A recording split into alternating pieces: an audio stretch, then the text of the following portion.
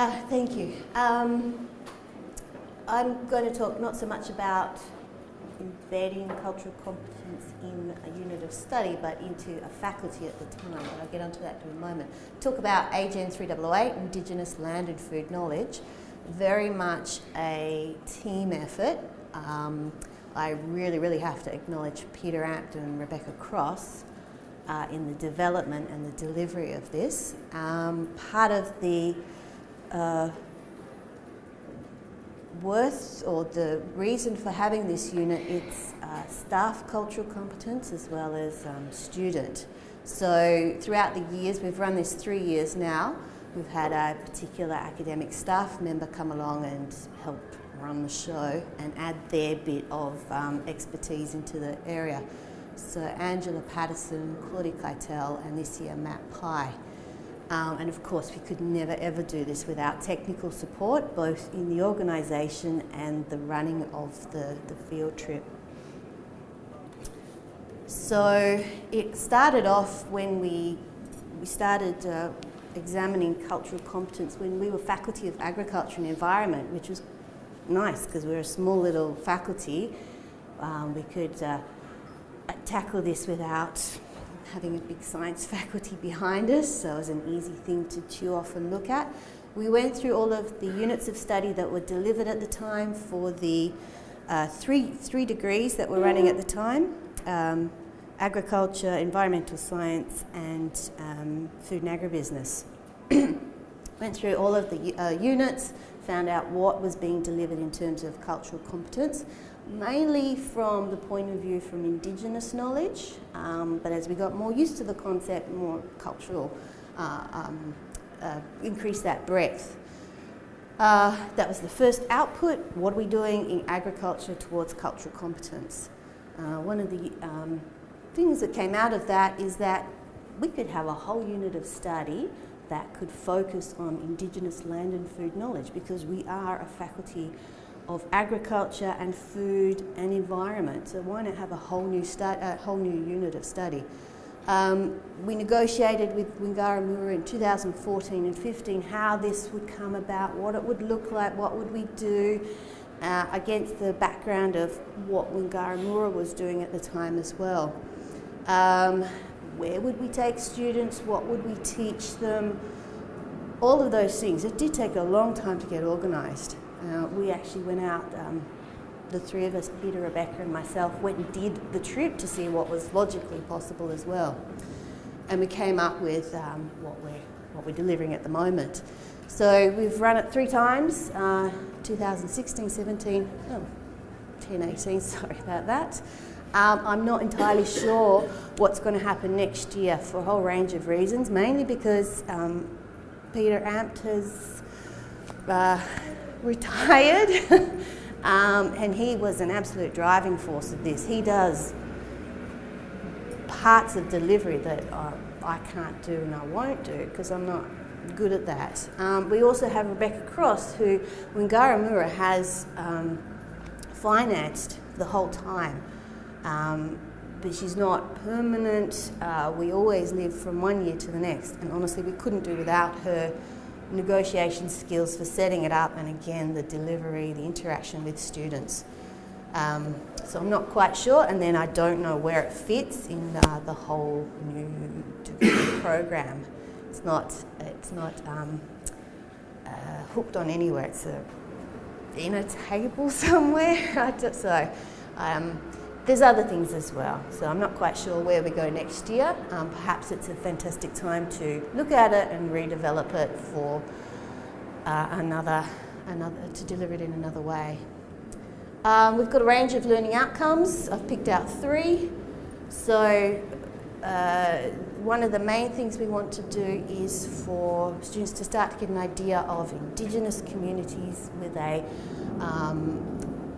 land development background. So that's where the agricultural part comes into it, and how they may, the students might be able to find ways in which people, Indigenous people, interact with Western agriculture, if you like.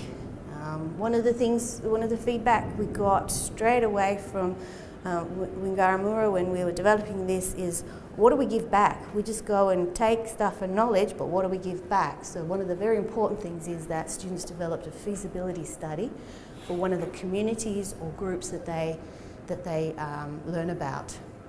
And we have actually passed those feasibility studies back to the groups concerned, and it's up to them what to do with it. Another very important thing is this critical reflection. In a very science-based agricultural faculty, it's a lot of thinking and learning and knowledge like that, but we don't do a whole lot of critical reflection, and that's where Peter and Rebecca are totally important in this kind of thing. So reflecting on cultural values, professionalism, communication practice and all that sort of stuff. We try to really show that. So how this is run, we have pre-enrollment activities where the NCC comes into it. We have had Mikey and Gabrielle come and talk to the students in their pre-field trip workshop, and they have to do a couple of the NCCC online modules. Several students have come back to us over the last 3 years saying that they did the couple and they enjoyed it so much they did the whole lot, which is good. So we do have a selection criteria. So we ask for a bit of information around, they're going to be camping. Yes, they're in caravan parks and things like that, but some of the students have never actually camped before. They've got to work for 2 weeks with other students, so we need to have some idea that they're going to be able to handle this. And believe me, there's some students that have never been out of Sydney and never camped before, so we think about, are they actually suitable? We think about where they're at their level. So it's a 3,000 level unit, but the students that typically take this from those 3 degrees and now have a 4th year embedded honours, so where it fits into what level they're at. So their suitability, that's a very broad term. So we don't really have strictly rigorous things. We just discuss how the students might be able to handle this. And it is a little bit confronting. Well, and we find out that for various students, very confronting. So having an idea that they're going to be able to handle that's a good thing. We have a day, 1 day prep. Logistics of camping, who you're going to share tents with, food and all the rest of it. And a second, exposure to cultural competence, where Mikey or Gabriella have presented. Then we've got this 13-day field trip, which is the bulk of the study. We go to Darwin, Katherine and Kununurra. Again, that was a lot of negotiation with other things that Wangaramoora had on the go at the time. Where we'd fit in, we wouldn't go in and fatigue communities, if you like. Darwin's a great place to start. We've got an association with the Charles Darwin University, so we can have a bit of that academic stuff that the students that are most familiar with. A few academics there come and talk to the students about various aspects. We go to Katherine, then students actually can go to various communities. We have our usual places we go, but this has got to be very flexible as who's available. The timing of this trip is also very important. It's between semester 1 and semester 2. In that time, we've got to look out for NAIDOC week, where availability of people that we want to talk to is limited. We've got to think about, craziest thing is we've got the Katherine show, the Darwin show, Kununurra show. That's going to, that does have impact on accommodation availability and so on, and then availability of people as well. It always turns out that we're in Katherine for the Katherine show, and sometimes that's a very important cultural immersion that students go to. That's the most logistical one we've got. Next year when we've got a 6-week break, we'll still keep it at the same time slot because of those things as well. The students still have more formal cultural competence. We have a place in Kununurra where It's a local language group, spend a day with learning local cultural competence for that particular Indigenous group. We go to various sites and community visits.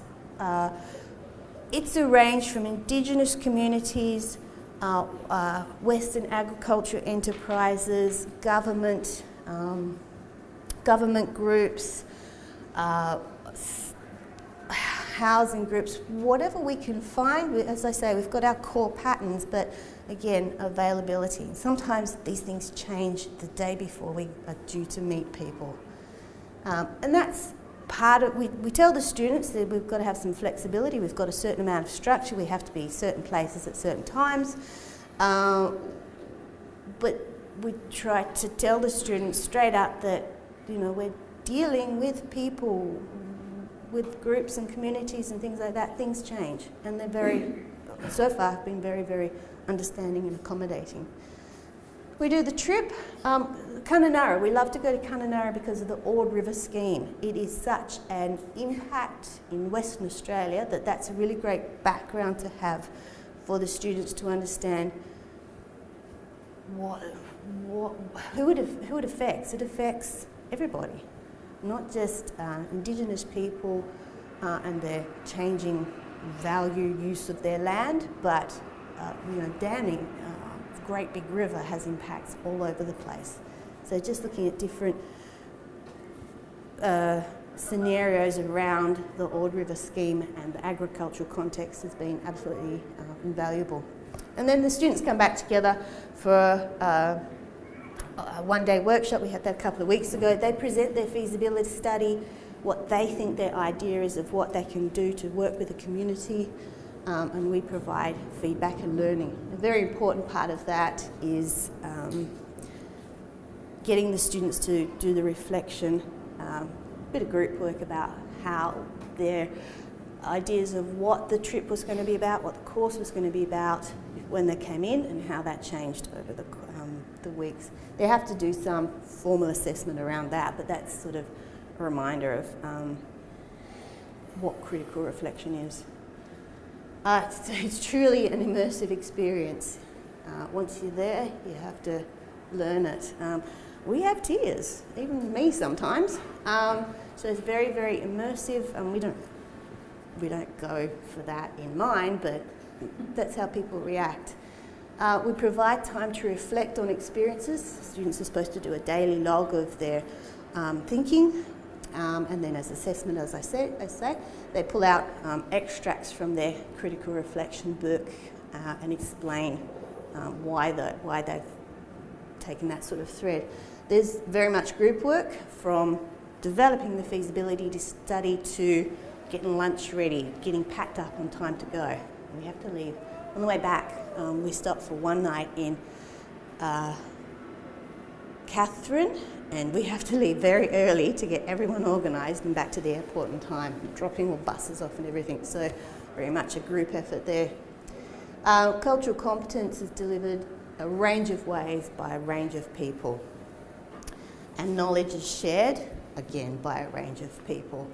Indigenous and non-Indigenous, academics, government officers, business people, you name it, we try and talk to those people.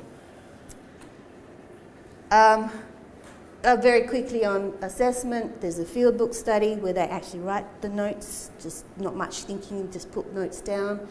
They have to do essay based around northern development, where they have to do some of the finding and learning and so on, their critical reflection.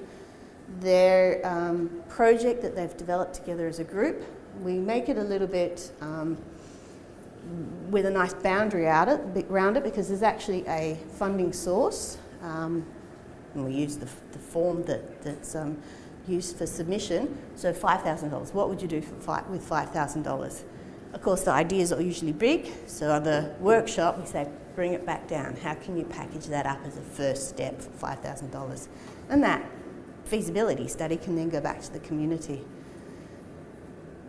When they do all that, they have to consider a whole bunch of things, you know. Grow a native food, sure, but what's that? What's the cultural significance of that particular food? Tyranny of distance, doing things up north, how much harder or easier it is than doing it in the southern part of Australia, and so on. So they have to take a lot into account, really. Just a couple of examples. One group set up a marketing scheme for an Indigenous community production of tomatoes. I mean, they had that in the supermarket as a demonstration of this is locally grown tomatoes. I showed that to the students and say, come on, we can do better than that for $5,000, and they come up with a really nice idea there. There's a food ladder group which involves Indigenous workers to come and help. There's some projects around that, and one was growing boabs as a food source. Not like that, of course. You can grow them for just a couple of months, and they're kind of like carrots, apparently. So another group did a local community garden to grow boab roots. Lessons that we've learned is that very early on we've got to be flexible in who we see and so on, but preparation is very important, and that's where Rebecca comes in, amazingly important. We want to involve staff and students, so we wanted to have the idea that this is a small group. Sorry if I'm going on a bit.